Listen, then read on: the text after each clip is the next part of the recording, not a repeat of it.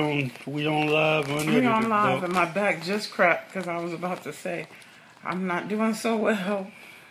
Everybody this afternoon, if I was supposed to come to an event, I probably wouldn't, but it just cracked, so hopefully.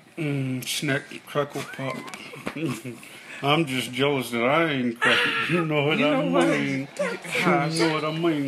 You know what I mean? Before we get on the subject, you know what I was thinking about in church today? Hey, Dion, how you doing? Go ahead, what were you thinking about in I church? ain't seen Dion since he was in the documentary. And me and Dion go back, and I ain't seen you since then. Okay, yeah, we have company.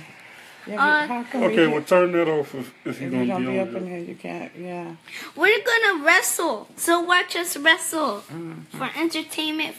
I know you're not about to put that thumb in your mouth all night. Come this way. Okay, go ahead, so they can see you. We're finna wrestle. I don't know who I can. Okay, now talk to the people. You want to be in the middle and you want to suck your thumb. You can't be sucking your Oh, thumb. sorry. On the doggone lover and give a Okay, show? so you want to be in the middle. You just want to sit here, or you want to say something? I want to say something. Me and Daddy are gonna wrestle, and I'm gonna beat him twice. You better know it, cause I got the burgers. I'm the man. I got you. Yeah. All right, man. All right. Then he puts his thumb back Dang in the dog about back. Okay. So, Lord have mercy. sometimes certain things, when he don't get attention, y'all, when he's not the center of attention, that's when he asks for attention. But when he's the center of attention, he doesn't want He attention. gets quiet. Yes. I'm I'll the be on man. road. Oh, wait, bro. I'm doing.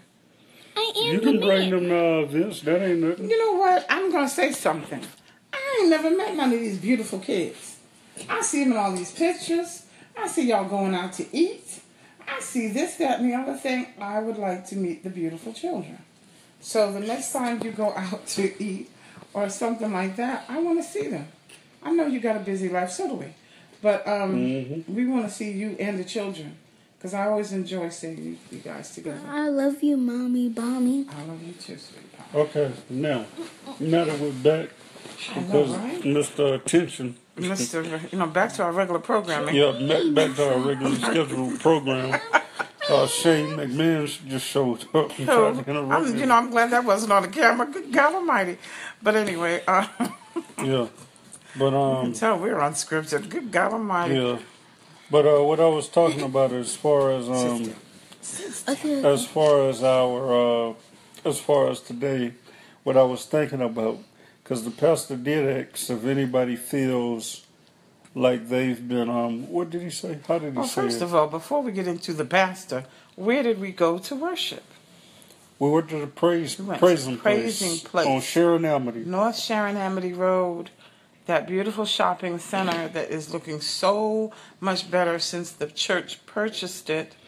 It looks so much cleaner. We were in the new sanctuary with Bishop Tucker, and I mean, literally, the last time I was there, it was in the annex. And the annex was nice and cozy and intimate, and I was like, oh, I can deal with this. Today, we went in there, and I was like, wait, they got a coffee shop, big old vestibule, foyer, whatever you call it, open area where you can just sit. Little children's area, remember, there's a playground inside the church. Then there's rooms upon rooms upon rooms, and this big sanctuary where the whole wall can be used as a screen. I've never seen anything like it. I was like, oh my goodness. Now, when we started, we were in this little teeny-weeny building on Hickory Grove Road. It was a little cute church, which they just sold, and it's turning into a school, excuse me. I don't know the name of the school, but it's turning into a school. So this is how much Praising Place has grown. And it's grown basically because Bishop Tucker is no holds barred.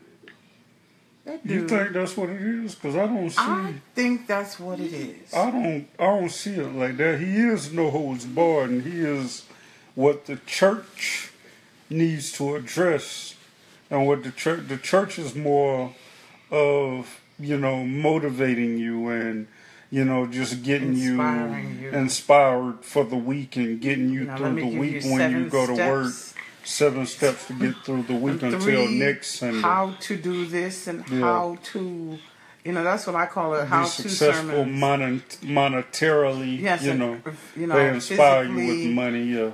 Physically, we're going to go to the next level. You need to be all that God has made you to be. Yeah. It's wonderful stuff now, don't get me wrong.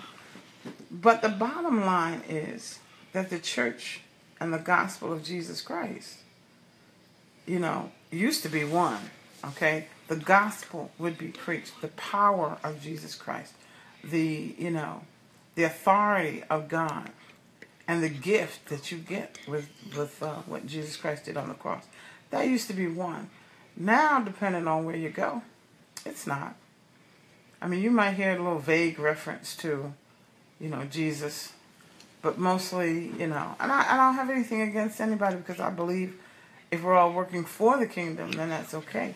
But what did I tell you when I came out of here? I'm always energized. Like I'm empowered, truly empowered to do, the work of God in this world. I'm truly empowered because he reminds us of what? Who you are in Christ. Who you are to God. Not just who you are in your skin. Mm-hmm. Because let's just be real. A lot of this motivational stuff, you're just this, you're unique, you're beautiful, you're perfect. We know we ain't perfect. That's why half the time you don't listen to that thing about 5, 6 times and still need to listen again. Because in your spirit, there are days that you are far from perfect. And so telling me how great I am and how wonderful I am and how just, unique and special and that's great. But what I need to learn is about the power of God. When I do that, what did he talk about? When we are in line with God, the world, the earth has to actually, it has to do our bidding. It has to line up. It has to line up. So we're talking about, you're motivating people or you're telling them the truth. Truth will motivate you more than just some motivational speech. Truth will really motivate you because you're like, wait a minute, now I have the keys to the kingdom and I'm ready to do what I need to do. What did he say? He said, I feel so excited I'm going to get in a car on the passenger side and then when you put it in drive, I'm going to put it back in park. He's like, I'm determined for you to understand your power in God. That is just so liberating. But anyway, you wanted to make a point. Just cut me off. I'm sorry. I'm just kept going on. And just going. What's your point, honey? What's your point? I forgot my point because you just kept cutting me off. Like this is so unedited, people. This is natural Judy. This is Judy at her best. Just cut me off at anything. There are people who are like, Chuck, will you be quiet so she can talk? So get what you want to say. But the thing is that he addressed a lot of. Go ahead, cut me off. Go ahead. Go ahead, just cut me off and get in the middle of what I'm saying. I'm looking, so okay. don't. You... So the churches. So basically, what he spoke about, what I saw is he spoke about homosexuality, the spirit of homosexuality, the spirit of alcoholism, the spirit of drugs, spirit of pornography, the love, but You need some glasses. Look at you. The love boat soon will be making another run. Yeah, but you know what, Malik? If you don't hush. Yeah, but that boat was out last night and this morning, so we good for about a couple of more hours. Anyway, go ahead. Good. Bro, we ain't made no love last night. No, we didn't do nothing. We didn't do nothing. Oh, that was yesterday. Half the morning. You pushed me off when I... Half the morning. No. Oh, that's a whole nother lover and giver because we're going to have to do Getting to Know Each Other Part 3. But the point is, you pushed me off when I tried to hug you and love you and stuff like that. You threw me on the other side of the bed. But whole nother lover and giver. But just like I was saying, he talked about what the church is not addressing.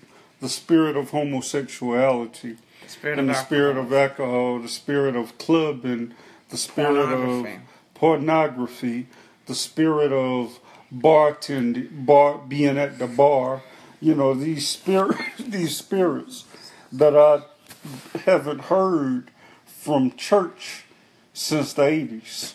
When I go to church, it was always, they'd always know how to preach and they'd always know how to talk, but it was more inspiring and it was more of get me through the week instead of get me through a relationship with Jesus Christ himself. And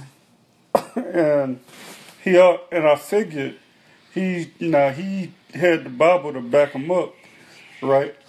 But he was talking the same things that I talk outside of the church walls. Spirits need to be checked. We saw something Friday, and it was very disturbing to me. And it was the fact that what we've been seeing recently, we've been seeing church outside of the church walls, but we've been seeing church. We ain't been seeing Christianity. We just saw church. And I noticed that me and Judy was talking, and she'll address this later, but He telling you one to get a pair of glasses, don't yeah. Squinting. Yeah. But I can't see or she can't see, believe it. I can see at least a little line down there, but anyway. But the spirit of homosexuality to where all of these it seems like all the homosexuals are out and they're more real and transparent about where they are, and they don't feel any type of conviction or condemned about their lifestyle. And now the good thing is they are addressing their talents. They are being used for their talents. But it seems ever since it seems that the only one that really spoke out, and I love talking about him, but every time I get to a point of talking about him, I forget his name. The dude who talked about how he was delivered. Oh, I don't remember his name because he's my Facebook friend, but he's delivered. I didn't really pay much mind to him. But like these things need to be addressed because Pride Week is coming up. Is it? Yeah. Pride Week is coming up soon. And it used to be the way they taking up uptown and downtown, but they're going to be taking over the city of Charlotte as well as all around the world. And a lot of them are not going to be thinking about the works of Jesus Christ, not going to be thinking about church, not going to be, thinking about any of these things. And these kids are going to watch them. I believe you were saying something about